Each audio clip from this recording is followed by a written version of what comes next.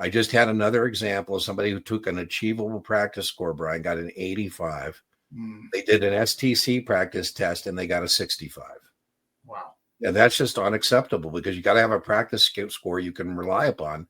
I said, why don't you go to the channel, pick a practice test. I got all of them for all the exams, hit pause, answer, hit play to get another data point. We're seeking data. Now, Brian only has one data point. It's a good one. But that's why I tell people they have Brian's practice test. Use that as your last mark. I like Brian them to do your practice test maybe 2 days out. That's one of their final marks, just to kind of see where they're at. And the point you made, Dean, you want to get several data points because of this variance, right? There's variance in my practice finals. There's variance. That's why when Dean's got all of these folks have these practice finals that they review, it's absolutely wonderful data points. And you want as many of those data points. I like them taking the average.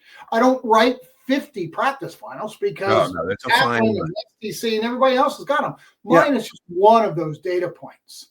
Yeah, right? I agree with you, Brian. Find the average somewhere in Brian and I, 7-10 days out is when you want to start doing intellectual inventory through practice tests. And you're not mindlessly do them to just mindlessly do them. We're doing them to identify areas for remediation. I tell people no more than one a day, and they should spend as much time on remediation as doing that practice test.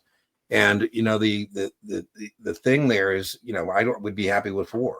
If you said 7 days out, I'm going to do 4. That's fine with me.